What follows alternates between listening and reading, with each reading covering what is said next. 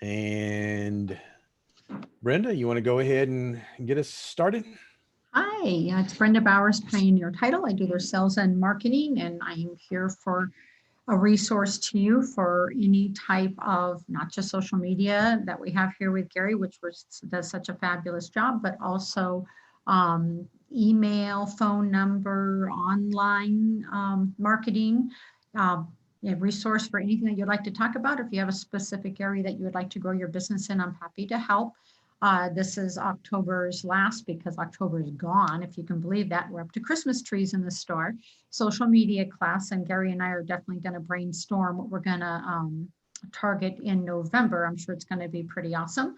If you have any areas that you feel would help your business, please feel free to add them to the chat or reach out to Gary. We do one-on-ones as well. And that's what we're here for. We're a resource to help you build your business and bring more business in the door for you. Appreciate you being here today. And thank you, Gary, for doing the class and especially offering these amazing pumpkins behind you. Cool.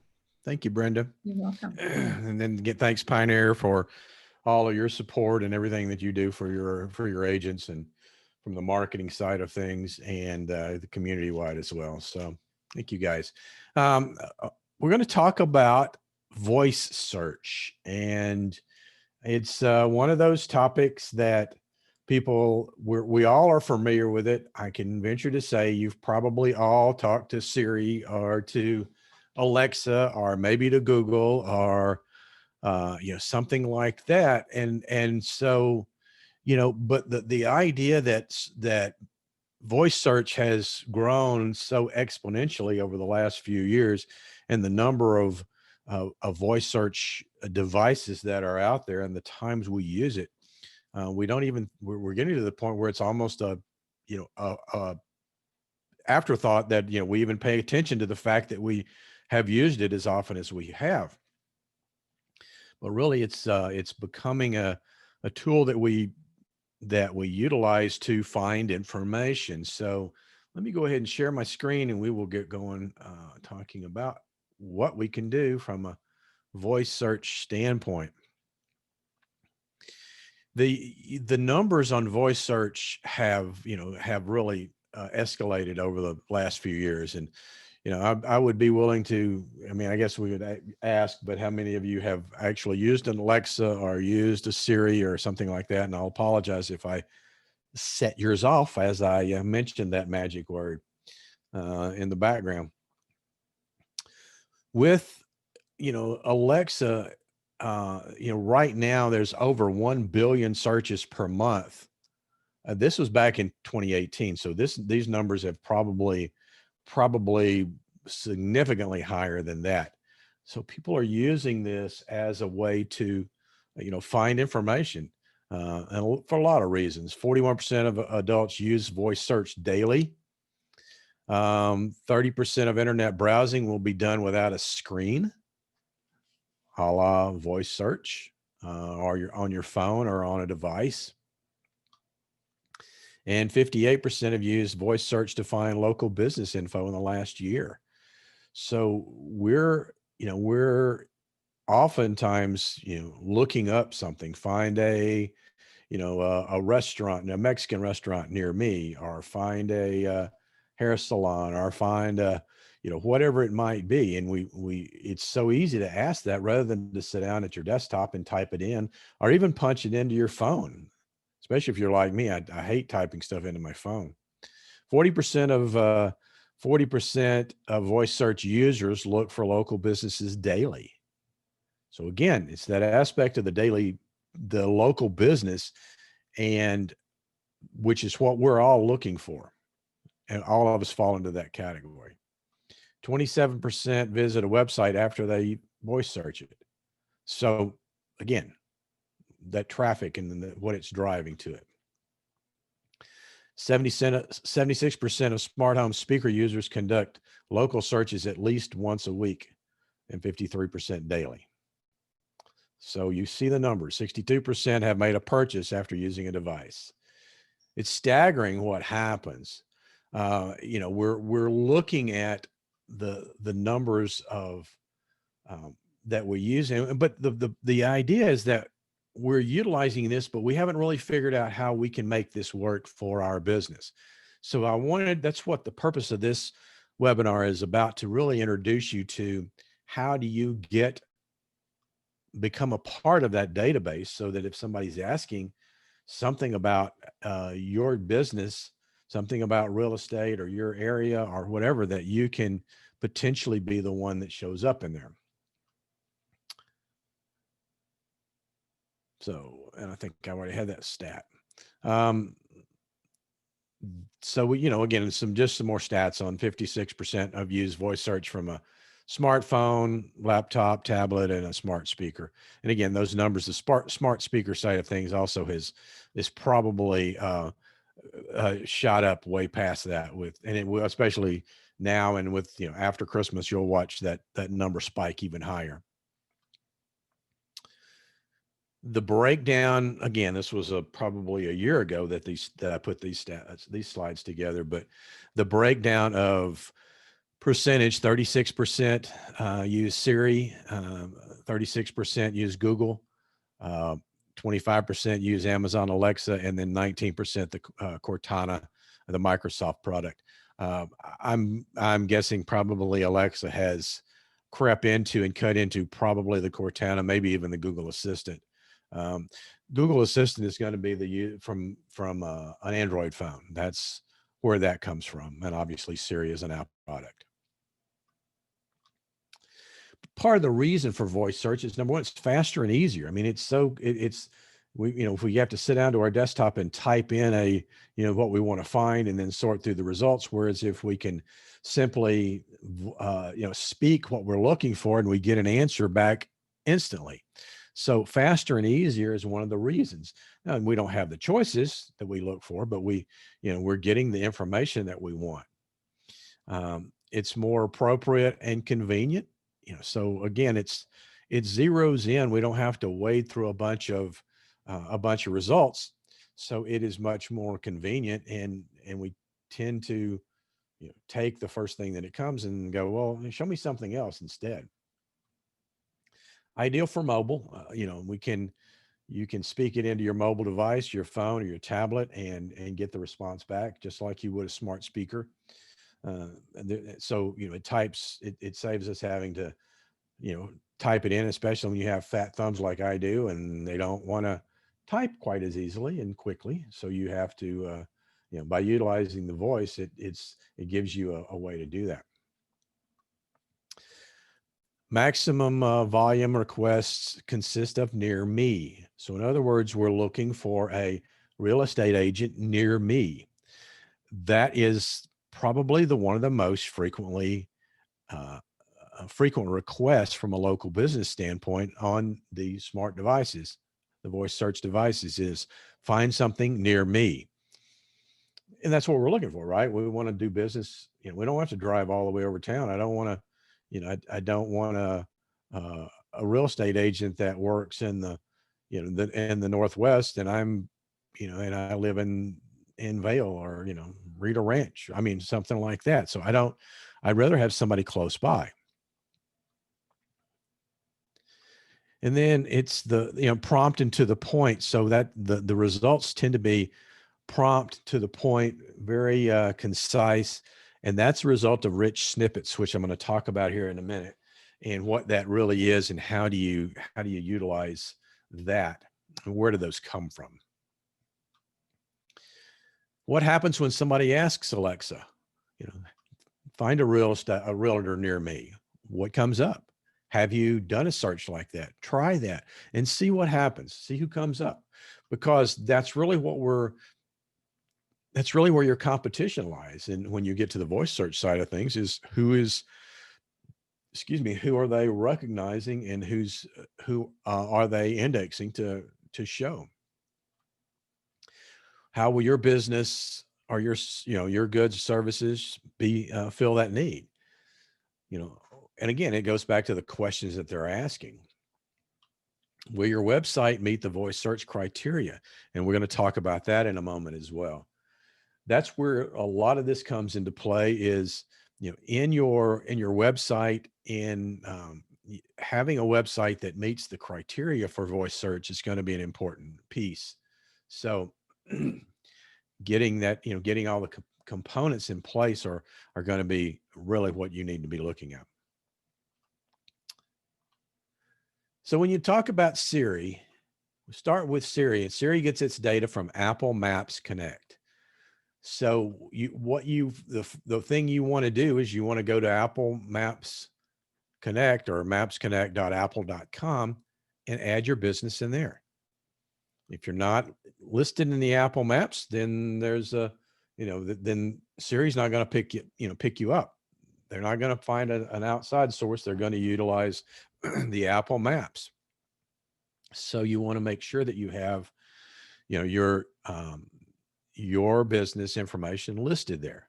mapsconnect.apple.com. That's where you start. Make sure you create an Apple ID. If you don't have one, claim your business or enter your business information to create a profile. If they have you in there, it'll show your businesses can be claimed. If you haven't set one up, and for most of you guys, it won't be in there. So you'll need to create a business profile.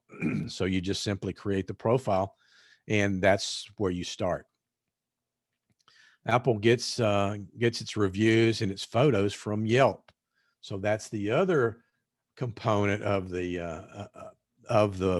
factor of getting you set up. So the map listing is going to be from the Map Connect, but the reviews and the photos are going to come from Yelp.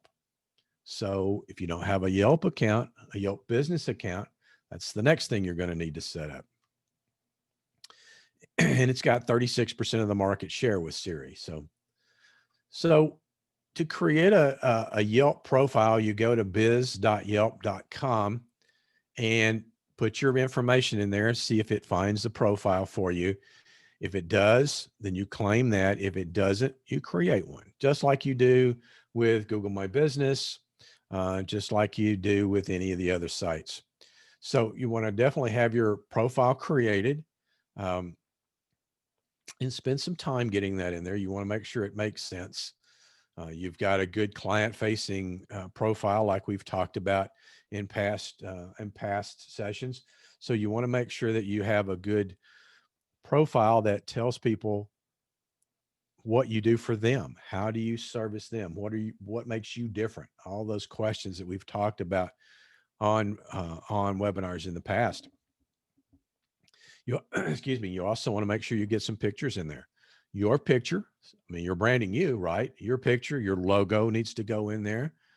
Pictures of some houses, and that would go in there. So make sure you have some visuals to support what your business is all about. Now, bear in mind, I will tell you this: once you sign up for Yelp, biz.yelp.com, you're going to get a phone call from Yelp trying to sell you advertising and to tell you that they've got the greatest products since sliced bread, and and they will make sure you have an exclusive listing with no competition on the top of it, and all of that kind of thing, and that you'll get 3,000 hits a month from all over, and it's the typical sales pitch. Personally, I don't like Yelp. I've tried them at one point in time for my business. I did try them after they called and and said, well, they wanted a year contract, and I said, nope, no way. And they said, well, okay, we'll after a little time, they said, well, how about 90 days? I said, okay, I'll give you 90 days. And they said, if you want to cancel before that, then it'll cost you a month or whatever. It's $350 a month. It's about what they were. I think they're similar to that right now. They in that range. So they had their Yelp expert specialist call me and look at my profile that I created, and just went on and on. Oh, this is the best profile I've seen. It's perfect. Everything is great. I wouldn't change anything about it. This is, awesome. And, and then I got a report. They were, they had sent, 200 people had viewed my profile since I set it up, and not one phone call, and canceled it. And they called me back after, when I said followed up and I said I hadn't gotten any leads. Well, we probably need to fix your profile. I went, oh, gee, a month ago it was perfect and the best you've ever seen, and now it needs to be changed.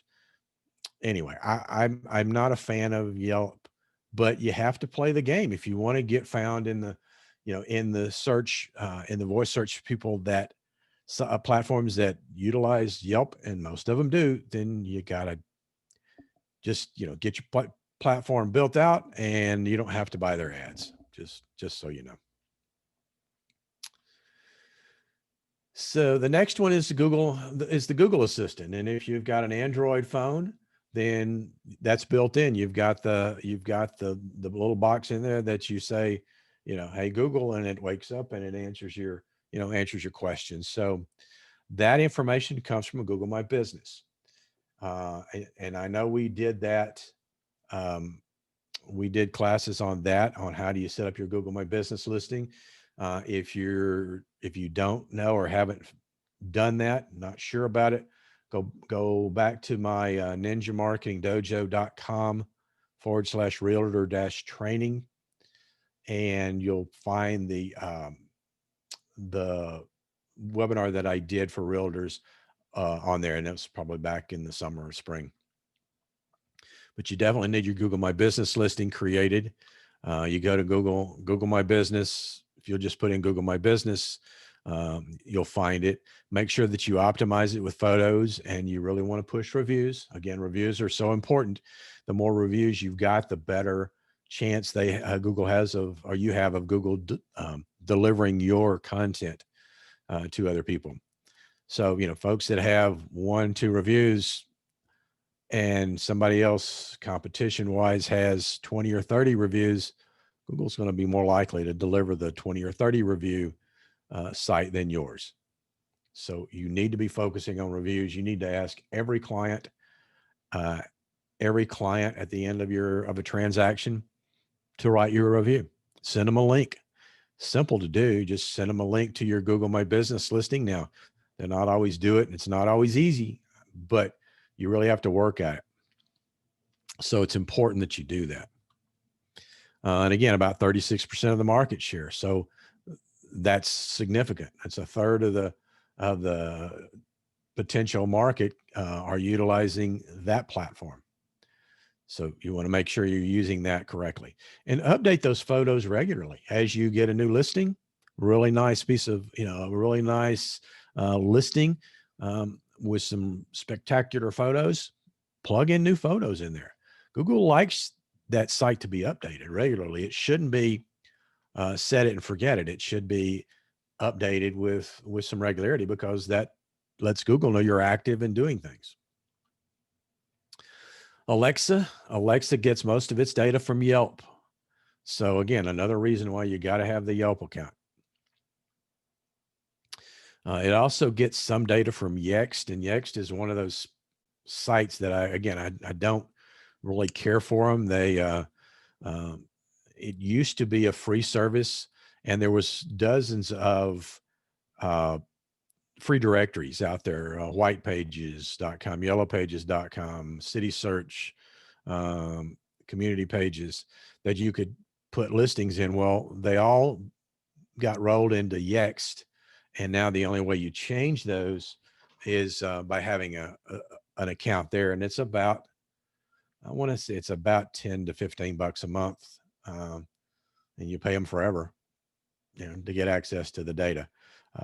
Yahoo is what controls Yext. So if you're trying to build your profile in Yahoo, you're going to have to go through Yext. So, and I have a lot of my stuff in Yext before they actually went to the paid version. So it's up to you, your choice. You can look at it, see what the base cost is, and decide if it's worth it. 70% market share of smart speakers, so 25% overall. So of the home devices, not your phone or your tablet, then it's all Alexa by the large share. Cortana is set up on a Microsoft device. So it's the voice search built into any Microsoft browser, into a Windows 10 browser. It's automatically in there. They ask you if you want to set it up when you get a new computer or you switch to Windows 10. It asks you if you want to set up voice search, and that's what you're setting up is Cortana. It uses Bing Places as its database. And if you haven't set up a Bing Places very similar to Google My Business, then I recommend you do that as well. Even though the percentage of voice search that's using Bing is smaller, by default, every Windows device defaults to a Microsoft Edge or the old Internet Explorer for searches. And if somebody does not opt out and change that to say a Google Chrome or a Firefox, then they're using the Microsoft products, which means you need Bing as set up there as your local, as a local business places setting as well. So, and I think at least when I've done it in the past, I haven't done it in a little while because I haven't set up anything new, but sometimes when you set it up, when you go to Bing, it will say, do you want me to import your Google one? And find the Google My Business and pull it in. So anyway, but you definitely want to set up that one as well. Bingplaces.com is where you go to do that. About 20% market share, and it's almost exclusively desktop search. So like I said, it's going to be the search that comes when somebody's on their computer rather than on a smart device. And it also gets some of its data from Yelp as well. So you'll find that Yelp is probably the most popular of all of the outside devices or services that supply data. But what's the difference between voice and traditional search? Well, for one thing, a voice, the query, the search itself is longer. Voice queries are 76% longer. If you go to your desktop and you say Realtor Tucson, 2 words, right? Our real estate Tucson, homes for sale Tucson. That's the traditional desktop search. But with a voice search, we're asking Alexa, find me a real estate agent near me.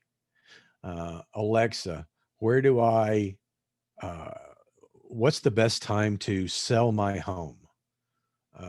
What are the real estate prices or real estate market right now? What's the state of the real estate market right now? The queries are longer. We're asking them in the form of a conversation, not just a couple of words. So think in terms of questions. Use longer natural questions.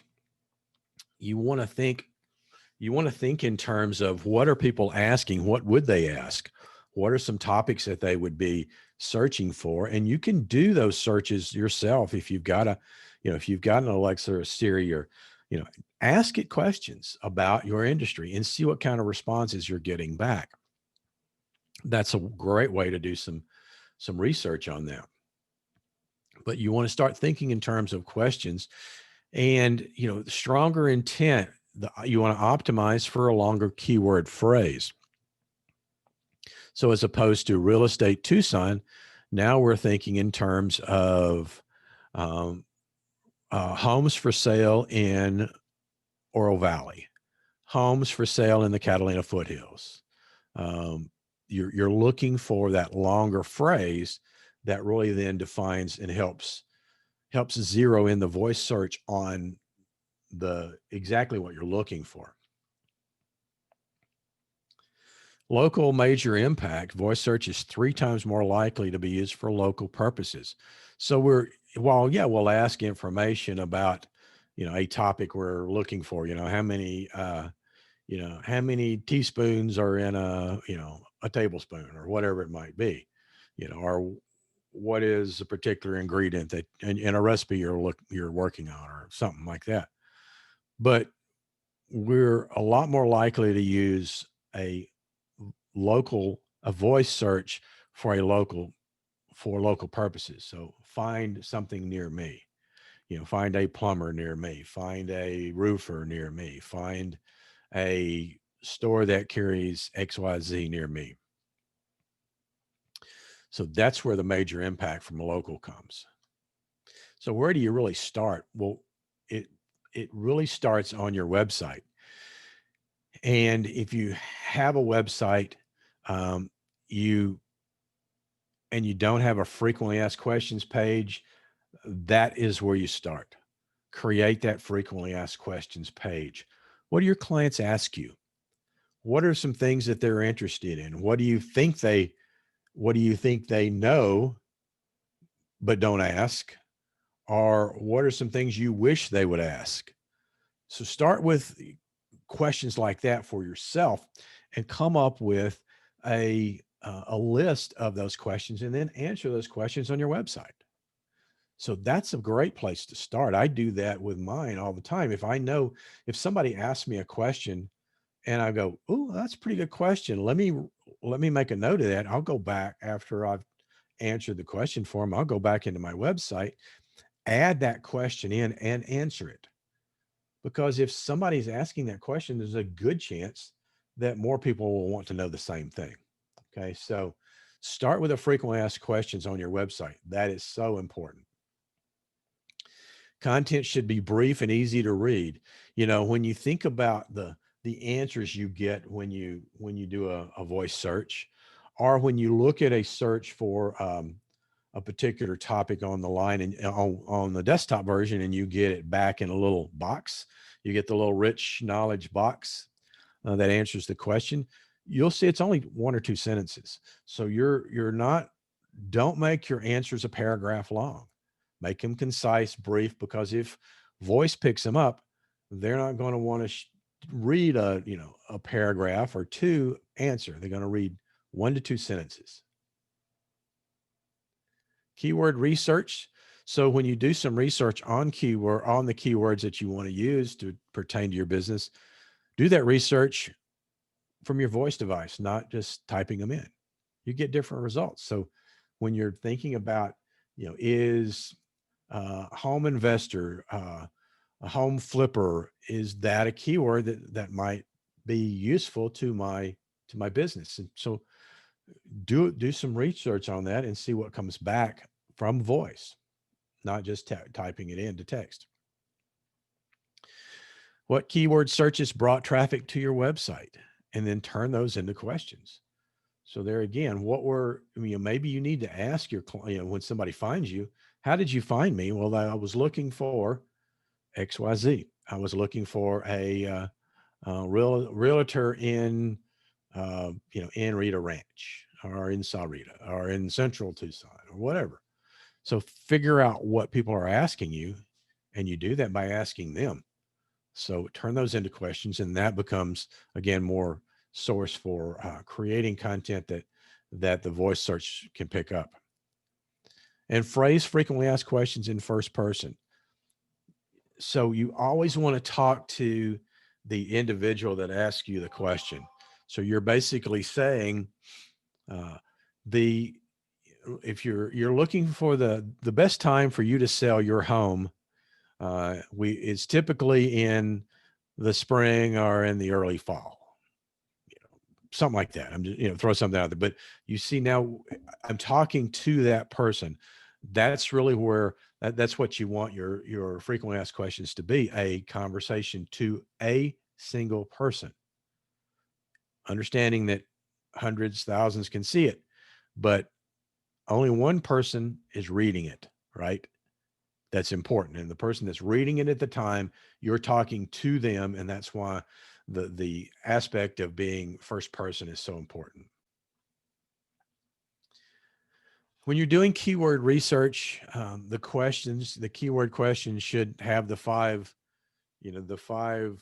questions: how, what, when, why, and where. Those are the 5 questions that you're asking.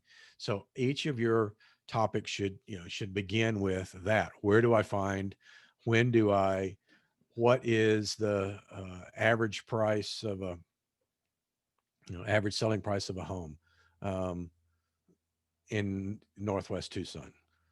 So make sure you start with those questions and then use long tail keywords to complete the question. So by long tail keyword, what that refers to is more in depth.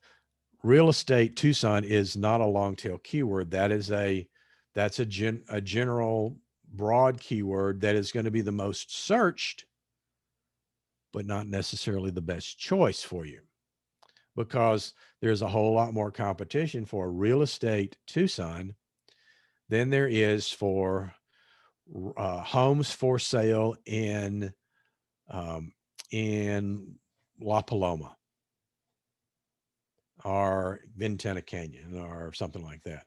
So the long tail keyword eliminates some of the competition, some of the people that will find it. But what it does do is the people that do find it are more likely to do business with you, because that's specifically what they're looking for. So you lower the number of results or returns that you may show up on, but you increase the chances of turning that into business, because it's exactly what they're looking for. So you start with the question keyword and you add the long tail phrase to complete the question. Filler words make the query more conversational and human. Now, you would never use I, the, of, the, to, for, etc. You never would use those in a typed in desktop search, because they're kind of stop words, and the search engines just throw those out, or maybe even affect the results. But in voice, you want it to be conversational. So you utilize those keywords, that type of keyword, the filler words in between. So when you optimize for voice, Google Answer Box is where a lot of the queries come from. So if you type in a query to what's my home worth, what's my Tucson home worth, you may get back a little box that has an answer in it. That's Google's answer box. It's created by a knowledge graph that they have that takes into factors like search and snippets that are part of websites, things that are asked inside of Google My Business. So it takes into account several factors, and then that's where it generates those, that content in a Google answer box. It's more likely to display, your content's more likely to display when it's well organized. It's got solid search engine optimization with it. In other words, you're working around a group of keywords that's going to be more concise. It's short, digestible paragraphs. How to or answers questions, has the long tail keywords, and contains lists Google is able to understand. So those are all factors in when we're trying to create content on our website, that we need to keep that in mind, that we want these, we want to fit as many of these criteria as possible to make it more Google friendly. You want to make sure your Google My Business page is optimized. You've got photos, you've got videos, you've got reviews, you've got your hours, you've got your, the area that you service, the keyword, the services that you provide. All of those pieces need to be put together in there. So you make sure that you've optimized that Google My Business listing. And if you haven't seen, or if you forgot about that, or you want to just refresh your memory, go back to that, to my realtor training page and review that webinar that we did back a while back. You want to evaluate your website and your content. I know a lot of folks say, well, I just, I've got my website that my brokerage gives me, and it's just got my little, my one page stuff there, that I put on there. And mostly I just want to use it to capture leads. If anybody, goes there, I want it to, set up and do custom searches and, that kind of stuff. Well, that's fine, but that means you're kind of tied to that website, and it's never going to do what your own website will do. So as always, I strongly recommend realtors have their own website out apart from their brokerage. Number one, the brokerage website's not going to be able to optimize well. You don't have any control over it. There's a lot of things you can't do there. One of the things that's important is in your website, you want to have built into it what's called rich snippets. It's really what's called metadata, stuff that does not show, it doesn't display. It's in the code in the back end of the website that the search engine reads. So you want to having that content in there is what helps you get found in the searches, voice and desktop searches. You can't do that with the brokerage websites because you don't have access to that back end. So, like I said, just my 2 cents worth, but if you don't have your own website, you really need to be thinking about doing that. And I've done quite a few, and it really, we're able to optimize it well and have, where Google is, it's really Google friendly.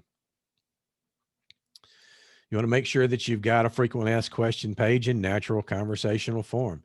So regardless of what type of website you have, even if it's a brokerage site, see if you can add another page for frequently asked questions and plug those in.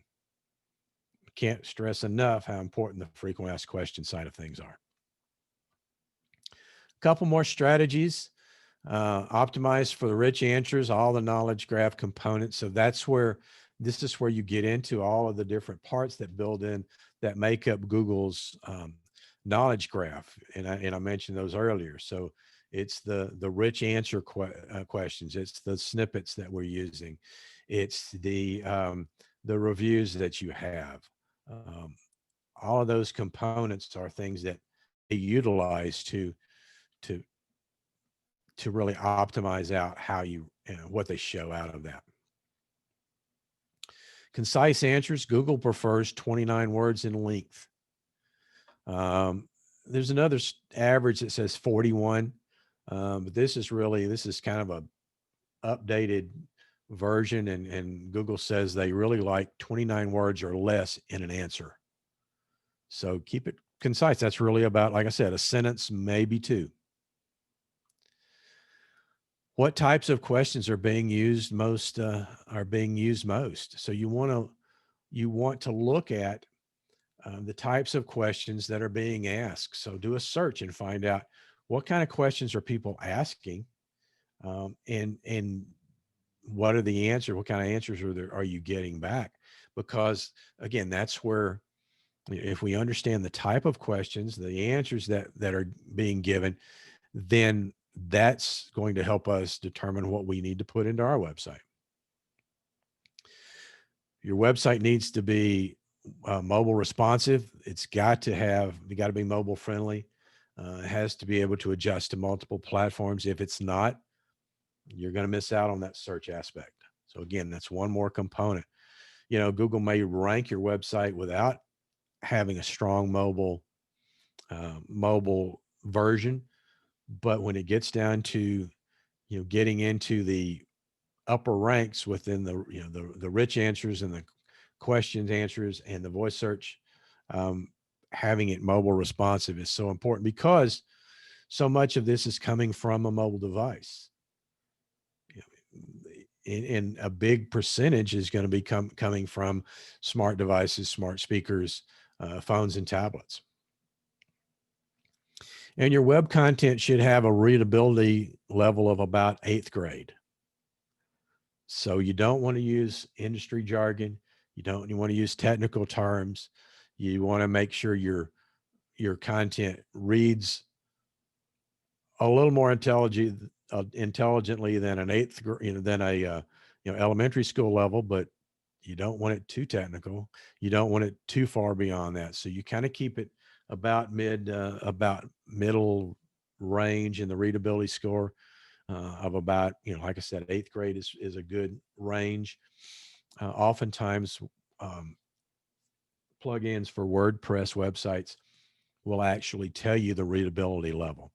So it helps you to determine if it's going to be something that, because you don't want to insult people with it being too low, but you don't want to make them have to think too hard about the content you're creating either. So that you want to make sure you have a strong readability. So eighth grade level is about where you want to be.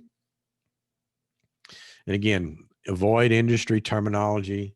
You don't want to use comparative market analysis. You want to say home valuation. You don't want to use Benzer. You want to use home inspection report. So use terms that everybody understands, even though you think it's common to you. So just a few things there on voice search. I know it's it's a confusing topic.